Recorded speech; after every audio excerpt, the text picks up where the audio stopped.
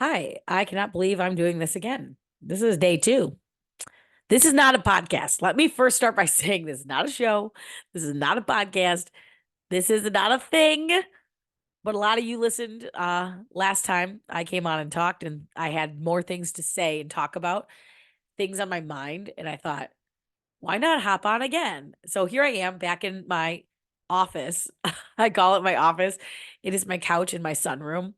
We have a sunroom that I was like adamant we had to have in our house. And we built a house and we built it right at the tail end of like the COVID pandemic when things were slowing down. We broke ground in Granville, Michigan.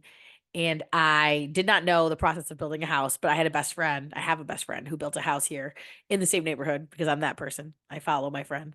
And I had to have it. Like, I have to build a house too. This is so cool. Oh my gosh, you like pick what you want. Like you build a house and you pick what you want it to look like. I thought that was so cool. So I had to have a sunroom. My mom and dad have a Four Seasons room, and it's my daughter's favorite room at their house. My dad smokes cigars in it, so it kind of reeks of cigar. But it's like it is nice. The sun coming in. It's just nice. So I had to have a sunroom. So we do have a sunroom, and come to find out, my husband hates sun. So I sit in this sunroom by myself, which is kind of nice, like a private little sanctuary. But what happened was it's turned into my junk room. So I'm here in the sunroom, which if you're on the one corner of the room, I've got a wall. It's all family photos in black and white. You can see behind me is a picture of my husband, me and our daughter. Down here, down in my corner is a picture of me when I won Mrs. America. And just stuff like that. And then I've got these big, beautiful windows, the sun pouring in, and then on the ground, what people cannot see if the camera angle is right, are like a million garment bags and suitcases just filled with pageant dresses of mine and my daughter's. Because I have nowhere to put them. And this is the only room my husband does not frequent because he doesn't like sun, apparently. When I say he doesn't like sun, I mean, I think he likes it warm weather, but he doesn't like like he's got very sensitive this sounds so stupid. He has very sensitive eyes and he squints really bad and it bothers him like the sensitivity. So sitting in the sunroom during the day, he's like, "Oh, that is not it." I mean, it's it to me. It feels good. The sun streams in. It's like, and then when it's raining, it's really nice when it's raining. Anyway, so that's what I call my office now. I work from home. So a lot of you tuned in the other day as I talked about why I stepped down from the morning show. And now I do afternoons and middays on a different station. So I still work all day, but from home, you get different breaks when you're at home. It's obviously a different lifestyle, but I do the whole show from my couch, essentially, which, looking at it with, with the reasons I had to step down for my mental health. And if you need to go back and watch that last thing I posted, I talk about, I'm not calling it a podcast because I don't think it's a podcast. A lot of people, the reason I'm not calling it that is everyone keeps saying to me, "Are you going to start a podcast? Are you going to start a show?" I don't want to make any promises because you know how many times I said I'd start a podcast or a show and then like it failed. I did like 3 episodes and it failed because that's kind of my MO. And that's kind of what I want to talk about is like trying things and failing. And I think for a long time, I got a lot of praise from family and friends for not being afraid to try things and fail because there is a level of that's a difficult thing and people are scared to try new things and fail. I'm not. I'm not at all. But the underlying issue really isn't that I like to try new things and I sometimes fail at it. It's that I'm looking for something to make me feel better and to fulfill me to an extent. And so what was happening was for my whole life. I mean, I think I can track that. I do this my whole life, and I think a lot of people do this.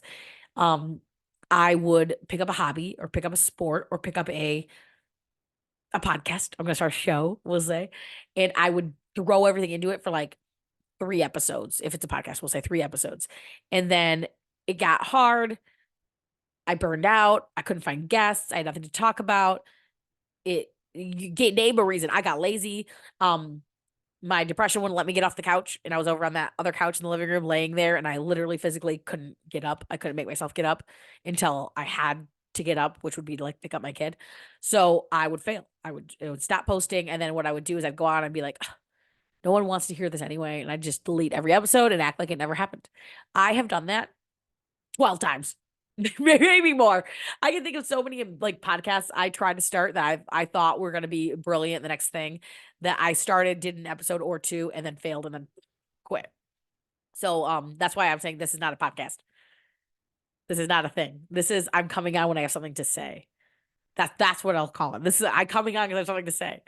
I don't know that I necessarily have anything to say that's like monumental, but we were talking yesterday or the other day about mental health journey and coming to the realization that this is what depression looks like and this is what it looks like for me, and this is why I have to step down from my job because I'm not helping myself by going into work every day because I'm making it worse on myself.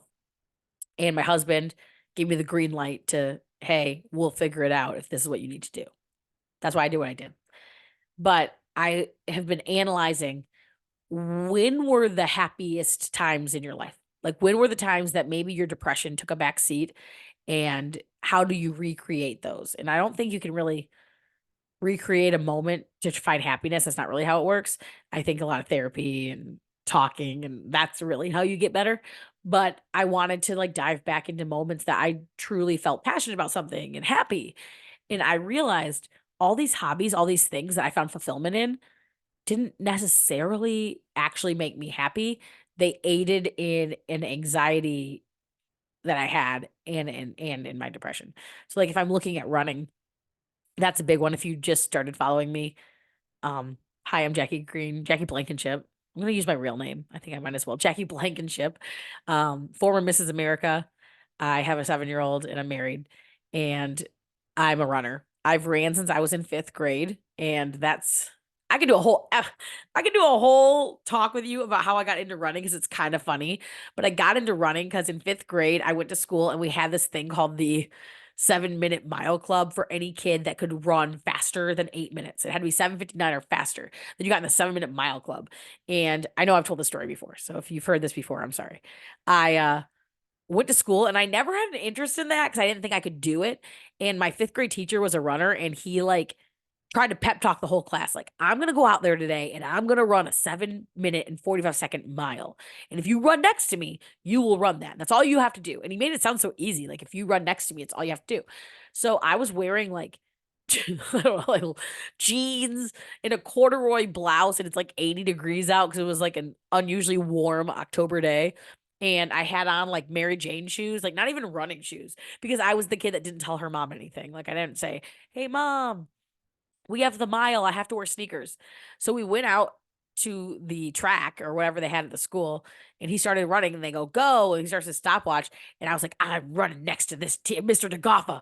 I'm going to do it. I just got it in my head, and I did it. And I ran like a 7:30. I like beat him at the end.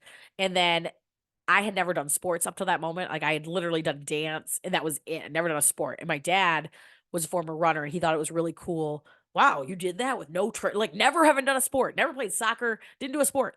So he like fully invested. I'm a runner now. That's your identity. And that's fine. I liked running. So, I started cross country as soon as I got to 6th grade and track, and I was pretty good at it with minimal effort, I should add. Like, I wasn't the kid that won every meet. Like, you always had that kid that won everything, but I was the kid that was always top 5 on our team, always varsity, always like scoring points and doing well, but I wasn't working that hard. Like, I wasn't running on the weekends by myself. I wasn't. I just naturally was pretty good at running. Went to college to run. And then, after college, once it wasn't a sport anymore, it's like it becomes a hobby, right? And tying this up to what I was talking about with mental health, um, when it became a hobby, I had to face the fact that you cannot tie your identity to a thing like running. Like, I'm a runner. And when I was stomping around Ferris State, that I had a lot of pride in the fact that I was on the cross country and track team, and I was good at it. And we qualified for nationals, and we we do all these things. And I was very, very proud of that. And so I was an athlete, and that was my thing, and I talk about it, and I identified with that. But when I moved to Grand Rapids with my husband, and we started a life down here, I started joining a running club, and I realized like no one cares. Like, no one cares that you ran in college. Like, cool, good for you. There are plenty of people who have never ran a day in their life that start when they're 30, and they are way better than I am. Way faster than, the person that ran all through high school and middle school. Like it's true. You could pick up the sport and get good at it. So I had to decide, am I going to keep doing this? And my pride said, yeah, you're going to be a marathoner now. So I started running like all the time. And I did marathons. I did like 12 marathons in like 6 years. So do the math on that. I did way too many and I hurt myself constantly and I wanted to be faster. I had to be better and I became obsessed. So this hobby that I put a lot of my mental health on, like if I don't run, I'm anxious, I feel sick. My depression takes over. I like would tell people that like, hey, this running is important to me. It's therapeutic to me. But really running was aiding in it was covering up the problem. It was a band-aid. So I would dive into running because while I was running and huffing it out on the streets of Grand Rapids, I was not thinking about the darker things that were bothering me or the bigger issues I had. I wasn't thinking about relationships or work or my past or anything. I was just running. So in some ways, yeah, that can be therapeutic. But what was happening was running was becoming a problem.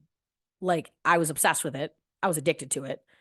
When I say obsessed with it, I mean, if I missed a day that in my brain should be running, I would get hysterical. I would have a fit. I would find time to run at 5 in the morning if I had to, 4 in the morning. I would go bend over backwards to make sure I got that run in. I would get done with work. Let's see here. I was working at Hot FM the morning doing afternoons and I would get done at 7. Middle of winter, get done with work at 7 p.m. I would change my clothes at the station and Jim would be home with our daughter, putting her down to bed. And I would go run 10 miles by myself on a Tuesday every day, like 8 to 10 miles every single solitary day, 7 days a week by myself because I was obsessed. And I was obsessed with a few things. One, getting it in and being able to say I did it. 2, how high my miles were each week. Like I would track it. And if I did not run a certain amount of miles, I was a failure. And I was obsessed with having a fast marathon time that beat this, and this person. Or, arguably people who don't matter, that I don't even know, that I see at running club here and there. But that was the truth. I was developed a problem where I had convinced myself, you are not good or worthy if you are not beating this person faster than that person, running this many miles. And I was obsessed. I mean, I was obsessed, and that's how I lived my life forever. That's what I did. And I thought I would tell my husband even that running was me helping fix my problems. Like I am less down in the dumps or gloomy, whatever you want to call it, when I'm running. But really, I wasn't. I was daily anxiety about how many miles am I going to get in? When will I get the miles in? How fast am I going to go? Did I eat enough to run good? Did I not eat enough? Did I eat too much? Did I drink enough water? Am I going to feel like crap? How slow am I going to run? What if so-and-so beats me at practice today? The sky will fall if so-and-so beats me at practice. And these are people who like, I don't know. And if they found out like theoretically that I had any kind of care in the world, whether I kept up with them on a run, they'd probably be like, why did you care? I don't know why I cared. That because I have problems. I have problems. And that's the issue. So when I hurt my hip, for those that don't know, I had a hip surgery December of 2022. And it was a long time coming. My hip has been a problem forever because I overtrain on it and I don't stretch, I don't do strength, and I obsess. And so I finally got to the point where the doctor said, you have to have surgery on this hip. You have to repair the labrum in there, reshape the femoral head. Otherwise, you're not going to run again. And it forced me to not run for like 6 months. And now I'm running again and I'm slow. I'm slow as shit.